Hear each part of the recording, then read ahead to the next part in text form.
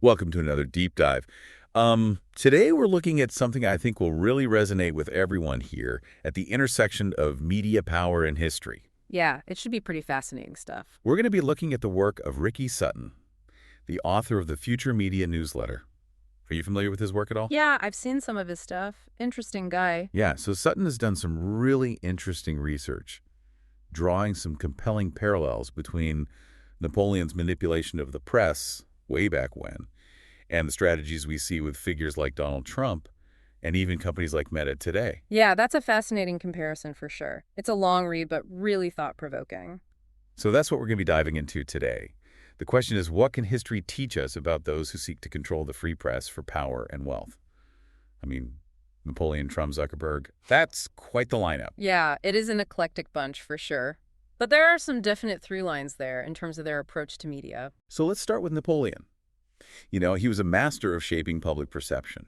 I mean, he even had that famous quote, the men who have changed the universe have never succeeded by capturing the leaders, but by addressing the masses. Oh yeah, that's a classic. And it's so relevant to today's world too, with social media and everything. It really is. It's like he was predicting the rise of the influencer. Well, speaking of influencers, did you know Napoleon was actually inspired by Julius Caesar and his Commentarii?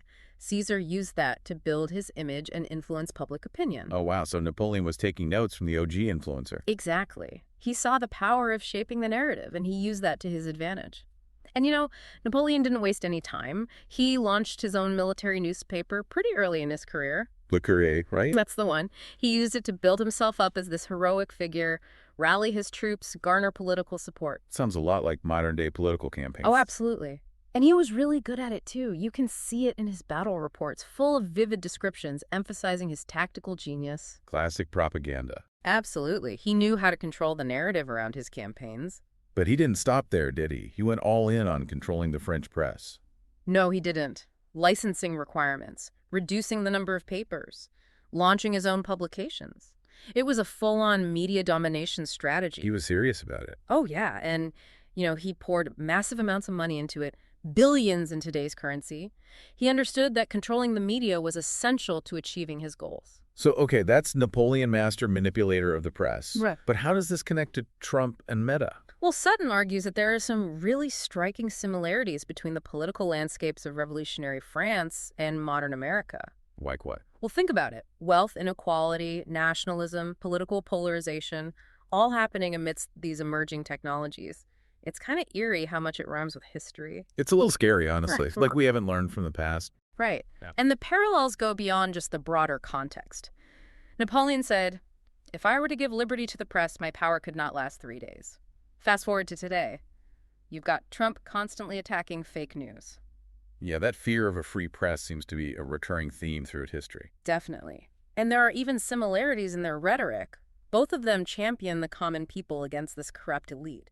They emphasize their own leadership as vital, and they foster loyalty by creating divisions. It's a familiar playbook for sure, Yeah. but clearly it still works. It does. And, that's where Meta comes in. Okay, so where does Meta fit into all of this? This is where things start to get really interesting. Right. Well, Sutton points to Trump's alleged relationship with Zuckerberg and how Meta kind of shifted its content moderation policies around that same time. Wait, were we talking about those accusations that Facebook tweaked its algorithms to favor right-leaning content? Exactly. Now, Yeah. we need to be careful here. These are allegations, not proven facts. But Sutton raises some interesting questions about Zuckerberg's motivations. Such as? Well, Meta was facing those antitrust lawsuits, remember? And there was a definite shift to the right happening politically. And of course, Zuckerberg has a huge interest in protecting Meta's reach. Yeah, I mean, 3.3 billion users? That's a lot of influence. It is. So the question is, was Zuckerberg trying to appease Trump and the right to avoid scrutiny? It's a possibility, but we have to be clear. We're just exploring the possibilities here. Right, of course. Oh. So where do we go from here? Well, let's unpack the potential consequences of this kind of information control and what lessons we can learn from history. Okay, I'm ready for part 2. Okay, so we've got Napoleon manipulating the press, building his image, consolidating power.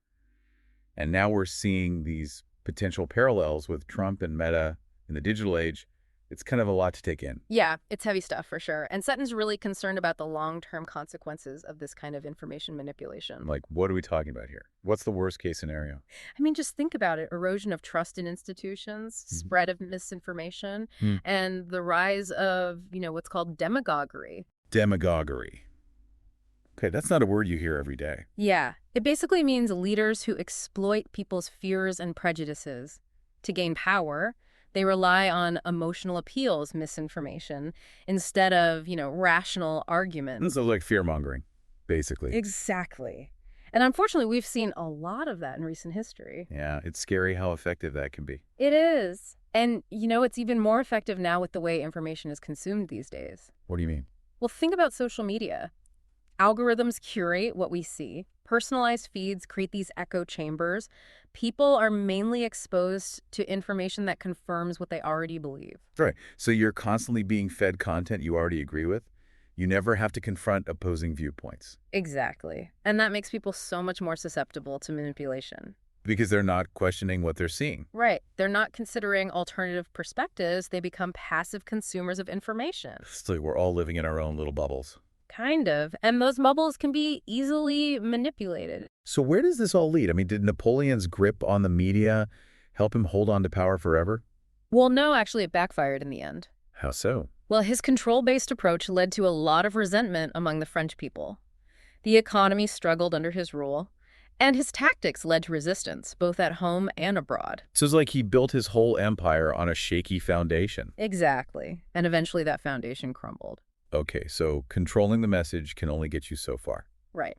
Eventually, reality catches up. Interesting. So to kind of hammer this point home, Sutton actually did something pretty unique.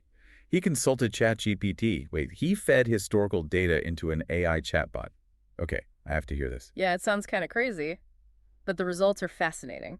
ChatGPT essentially echoed those lessons of history, highlighted how fragile Napoleon's system was. What did it say specifically? Well, it said that Napoleon's regime relied on expansion, coercion, and propaganda, making it brittle in the face of prolonged conflict, economic strain, and nationalist resistance. So even AI can see the patterns of history. Right, and the dangers of unchecked power. It's like a warning from the future. It kind of is, and it brings us back to those parallels with Trump and Meta. If they're relying on similar tactics to control the narrative, they might face similar challenges down the road.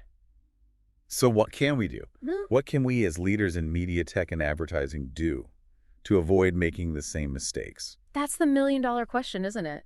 I think it starts with recognizing that we all have a role to play in shaping the information landscape. Okay, but what does that look like in practice? How do we actually make a difference? Well, first we need to be mindful of our own biases Right. and the impact of our actions, the decisions we make, the campaigns we run, the algorithms we design. They all have consequences. We need to ask ourselves, are we contributing to a healthier information ecosystem, or are we part of the problem? It's like a doctor taking the Hippocratic Oath. First, do no harm. But it's not enough to just avoid doing bad things. We need to actively promote good things. Apparently, we need to champion transparency, accuracy, accountability. Okay, I like that. But how do we actually do that? Well, we need to be critical consumers of information ourselves. Encourage that same critical thinking in others. Support organizations committed to truth and factual reporting. So like investigative journalism, fact-checking initiatives. Exactly. Those are the things that can help us fight back against misinformation. I see your point. Yeah. But how do we get the average person to care about this stuff? It's so easy to feel overwhelmed and just tune it all out. I think it comes down to showing people why it matters to them personally, How does misinformation impact their lives? How can being a more informed citizen lead to better decisions? We need to make this relevant and relatable, not just some abstract academic debate. So connect the dots between history, current events, and people's everyday lives. Right. Show them that the fight for a free press is not just some dusty old ideal. It's a battle that's happening right now, Yeah. and it has real consequences for all of us. I like that. And it brings us back to Sutton's central question. What can history teach us about those who seek to control the free press? Well, it seems like the answer is that in the long run, their efforts are often unsustainable. Like you can fool some of the people some of the time, but you can't fool all of the people all of the time. Exactly. And that's why it's so crucial for us to be vigilant, hold those in power accountable, and empower people with the tools they need to navigate this complex information landscape. So what's the one thing you want our listeners to walk away with today? I think it's this. We're all part of the story now. The future of information is not something that's happening to us. It's something we're actively shaping with every choice we make. That's a powerful thought. And a good place to leave it for now. We'll be back with part 3 where we'll dive even deeper into these issues. It feels like we're at a turning point. The way we create and consume information is changing so rapidly.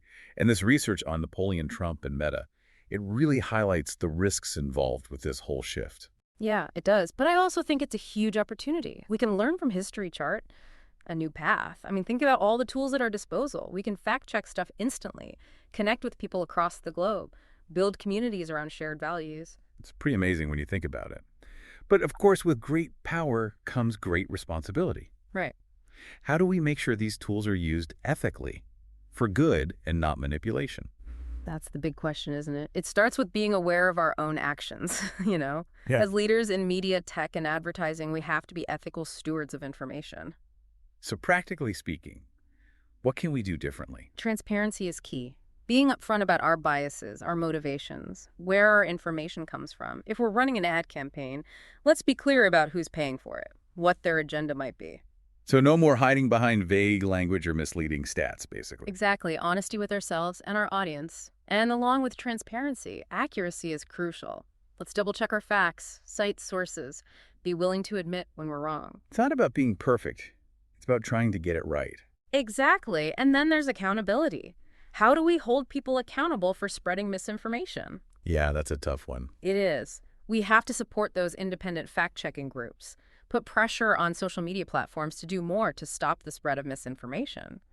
We also need to educate people, give them the tools to be more discerning. Teach them how to fish instead of just giving them a fish. Precisely. And that's where a free and independent press is so vital. Those journalists who are committed to investigative reporting, holding the powerful accountable, they are more important than ever. They are. It's like that old saying, sunlight is the best disinfectant. When information flows freely and openly, it's so much harder for people to manipulate things behind the scenes. Couldn't agree more. And that's what makes this whole discussion about Napoleon, Trump, and Meta so relevant. It reminds us that this fight for control over information, it's not ancient history, it's happening right now. And the stakes are high. So what's the takeaway here? What do you really want our listeners to remember? Be mindful. Be intentional. Be an active participant in shaping the information landscape. The choices we make, they determine the future of information and ultimately the future of our democracy. Wow, that's a powerful thought and a great note to end on. Thanks for joining us for this deep dive. I know I've learned a lot, and I hope everyone listening has too. It's been a pleasure.